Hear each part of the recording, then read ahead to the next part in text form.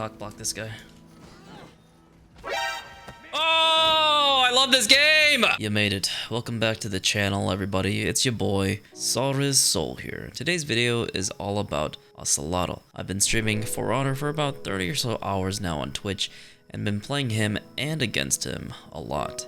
There's quite a lot I want to talk about when it comes to this new Aztec hero. Lots of people have been hyping him up, and we've all wanted something sort of like this since Season 1 or even the beta. I was there when Warden one-shot drop kill was a thing, when Shigoki had passive hyper armor, when Aramisha was one of the worst heroes in the game, unless you could parry everything, and when Shinobi had ranged heavies. Come July 27th, we finally get to play our furry friend, if you pay the small price of $7.99, and I have some strong opinions. I don't very much enjoy the new hero. Why would you say something so controversial yet so brave? I posted a poll, and it seems the majority of players seem to think he's a fairly balanced hero overall, at least within the first couple of days. Appreciate you all voting and commenting your opinions, because I do read them all, and I want to know what my audience thinks of the game at all levels. I have Bronze, Plat, Diamond, Masters, and Grandmaster viewers, so it's good to get an idea of how we all view the game, because a diverse pool of ideas is always a marvelous thing. However, there are some takes I have that will go against the grain from time to time, so be sure to let me know your opinions in the comment section. First of all, I want to quickly say that this hero is plain uninspiring. I think most of the For Honor player base can understand where I'm coming from here.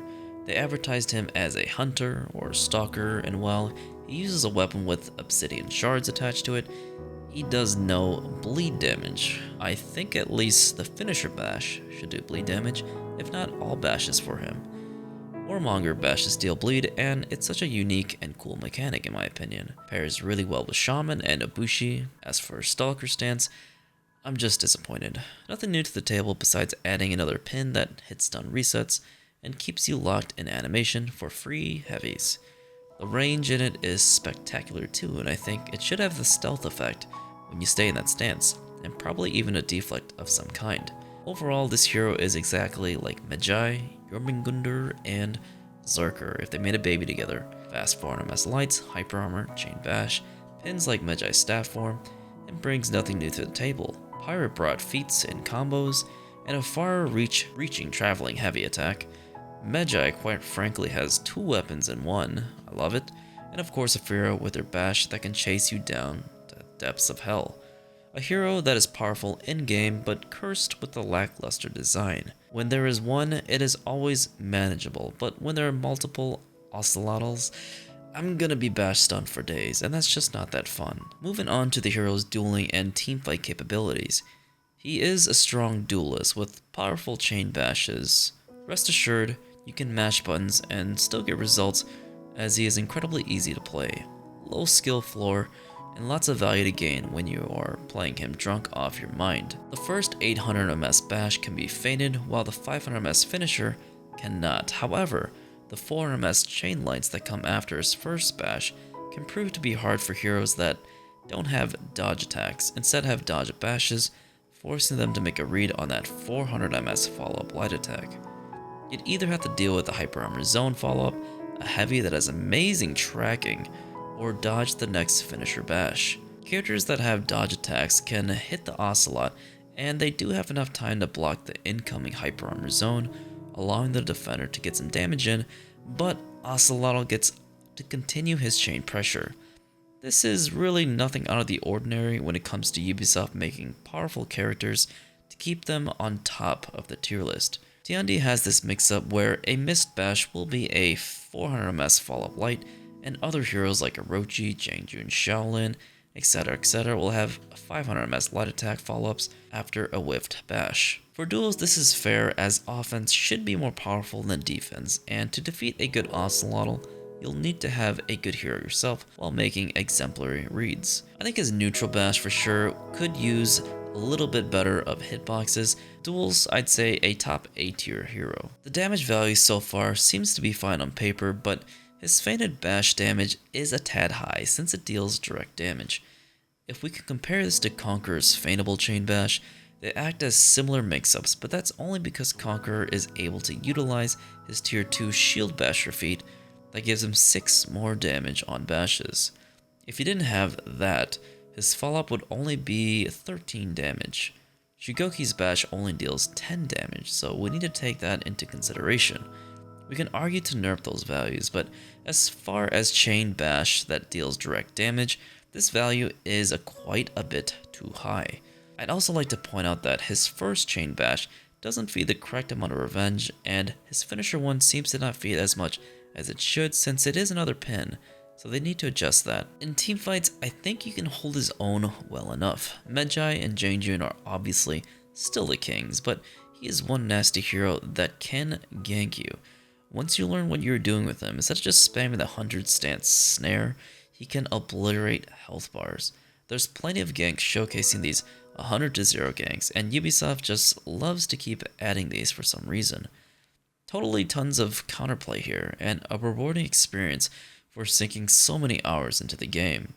Joke's on you though, you played for Honor, so you get to suffer hitstun reset anytime you're ganked these days. I'd say this is important for 2v1s to finish off an opponent that can stall for days on a point, but it might be a little bit overkill. With Hyper Armor Zone, Chain Zone, and Infinite Combo, being able to target swap those decently sized hitboxes can be detrimental to your opponents. It doesn't have what Medjay has, but it does the job right. Swapping in those 400 MS chain lights can mess up parries and allow him to get into his chain bash to set up ganks, as they are fairly fast.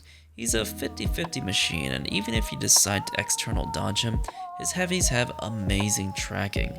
I'm surprised by this, but it seems they gave him a pirate chain heavy tracking, which helps him out tremendously, and I'm all for that too. The neutral zone is feightable, but it's 700 MS and can be guard broken pretty early, so watch out for that. I've been a victim of this, but I think it still holds a lot of value in teamfights to start your offense and take a 14 damage trade. Of course, your real damage comes from your unblockable finishers, your pins, and the hyper armor chain zones, which deal solid damage.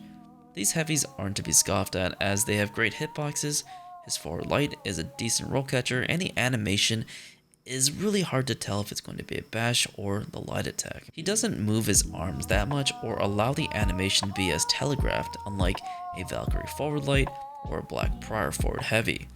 Everything he does can chain into more offense, and he basically never stops attacking. Teamfighting is a solid A tier ranking in my honest opinion. And now we come to the part of the video where we discuss his feats.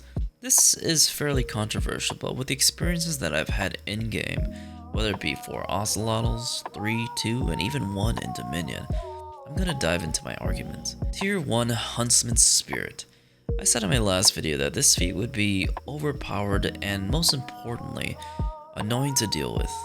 Yes, the heal regeneration is aggravatingly slow, and if both points are capped, you basically have nowhere to heal, and will need to wait a long time to get your health back. I was playing solo queue and in stack, so I've bear witness to all levels of coordination here. Even with an uncoordinated team, once I was able to gank someone or join in on the fight with half or even 3/4 of an HP pool, as long as we were able to finish someone off in time, it wasn't really the biggest detriment to the game. In coordinated teams, this was one of the most egregious things to deal with for the enemy team and myself. For the Ocelotl player, honestly, it feels good being able to walk around and not have to wait and respawn. I kid you not. There's just something about seeing the timer tick down before you get to run from spawn to a point. Ocelotl bypasses all of this and allows you to get revenge on the person who beat you, and I think a lot of players enjoy this aspect of him.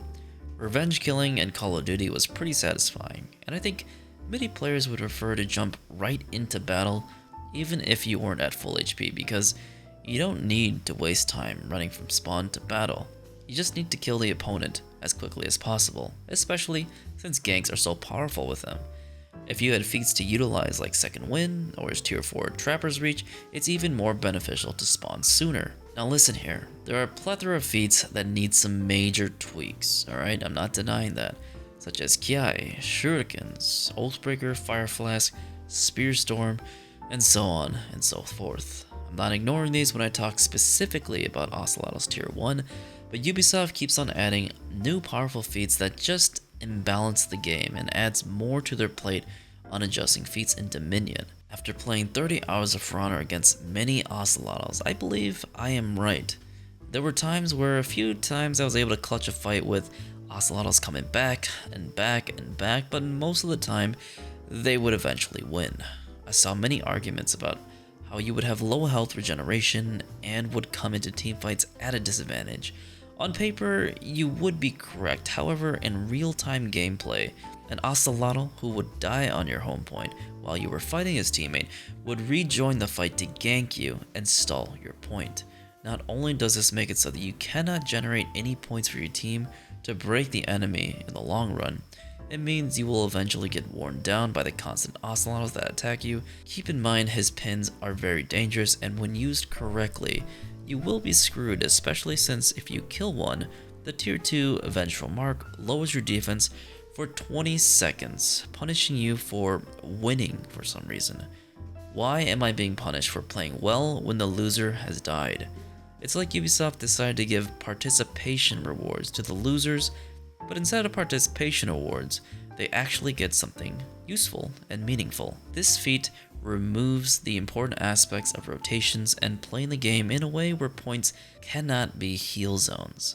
Now, it's just chaos and stalling, where you must kill whoever is on point until you can eventually heal, if there's not an Ocelotl that is going to backcap you or just stay on your home point the entire time. Since he has amazing duel potential, I think you can win a fight even with half HP. He's pure offense. Peeling, which if you guys don't know what that means, it means to help a teammate in need in team fights.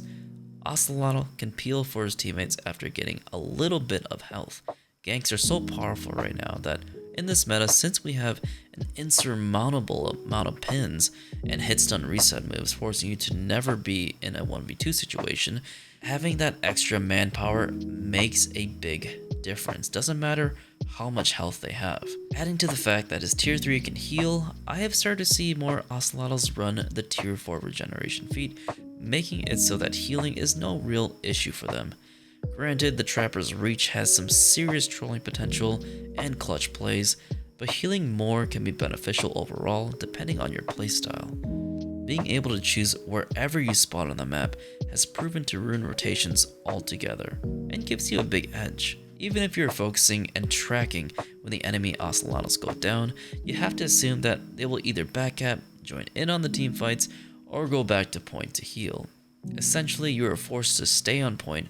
Otherwise, one boy can essentially dictate the next fight, and you'll never be able to see him because you can't see his ghost form, just like you can't see ghost loads or your daddy. It makes the game chaotic and definitely changes the flow of the game.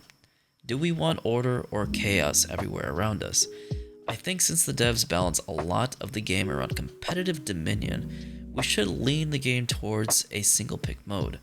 We can still have a mode where you can pick any hero you want, and in that aspect, the one Ocelotl wouldn't be a major problem with a few adjustments.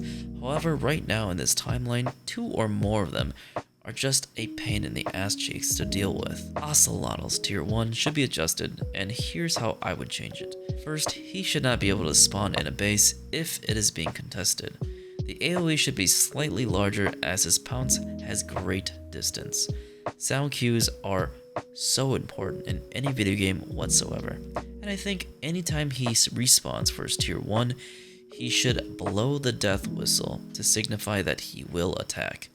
Yes, you can constantly look at your map and see if there's a red indicator, but I believe the best games have the best sound design. The next thing I'd change is that there should be a cooldown for it, perhaps 120 seconds, so that if you did die after respawning within that time period, you wouldn't be able to join in on the teamfight again, making the game feel a little bit more healthier. Or we can make it a longer cooldown, but allow you to choose to spawn normally without becoming a ghost. This tier 1 is probably the best tier 1 in the game right now. The only tier 1 that I can think of that comes close to that would probably be Warmonger's, because hers is also a team winning fight that basically changes how you play the game. It breaks up a team fight and allows ganking to be way more prevalent. All in all, move his tier 1 to tier 3 or 4 and the earlier mid-game fight wouldn't be so inconvenient. Another thing I had in mind was that you could see the ghost of the person you killed, so you would be more aware of the situation at hand, but I think the death whistle can be enough. The thing about creating invisible heroes is that it's quite hard to balance when it comes to balance sake. I think a good example is a game I used to love and play a lot of, Metal Gear Solid 5. There were 3 classes. Enforcers are classic soldiers. They're heavily equipped and excel at combat. They possess high stamina and use heavy weapons. Scouts used long-range rifles and could mark enemies faster, and infiltrators had camo gear that could sneak around the map, being almost invisible. The way they balanced these invisible classes was that there was a timer on how long you could be invisible for, and you could spot these bad boys through the shadows they made or the glossy outline of the person moving. If Ocelotl had this while he was in his respawn stage or his death stage, which he already does have, it would make rotations a little easier to deal with because nobody likes a hero who can remain invisible forever, just like Sombra from Overwatch. As soon as she was added, Mei became the second most hated hero in the game. His tier 2 is okay. Personally, he should just use Bear Trap, but a bunch of feats should be swapped around for this hero in general. I mean, why does he have Protected Revive and not Speedy Revive for his tier 1? That would be good synergy, and I don't think that would be that overpowered. I'm also thinking of a new feat where the Aztec gods just reveal all the enemies for a certain amount of time. Sort of like Scout, but no debuffs, as it is just a tier 2 or even a tier 1. Shaolin's key trap is pretty powerful, and there's no real counterplay for that, and it stays on the spawn the entire time. I think to balance out that specific feat is to give it a cooldown duration so that it goes away after a certain amount of time. And for goodness sake, I really think he should have gotten a blow dart feat that at least does bleed damage. How hard was that to do, Ubisoft? I played Ocelotl to almost 2 reps and I'm a little bit sick of him. Maybe it was because I've been streaming so long with him, but I played a lot of heroes during my streams too, so it was most likely due to his kit being so darn bland. A solid hero when it comes strictly for balance and competitive play, but where's the fun and unique quality that For Honor used to have? That's what I'd like for Ubisoft to do, is to make someone that's just plain old fun, instead of just pin this and pin that. Please, for the love of God, please make another hero like Highlander, or Kensei, or Shaman with more saw feints. I'd even take another aesthetically pleasing Warden. Overall, another hero that will help ganks be more prominent and win games in competitive play, due to his 100-0 ganks. I probably won't play him as much compared to other heroes that I actually enjoy, like Lawbringer, Highlander, and Black Prior, but he'll be fun to grind for his fashion, I'll tell you that much. What say you though? Do you agree with my assessment of the hero, and what would you change about his feats? Let me know in the comments. I'm tired, and I'm gonna stream more For Honor, so come hang out with me on Twitch and get your drops, baby. Bye bye, and see you later.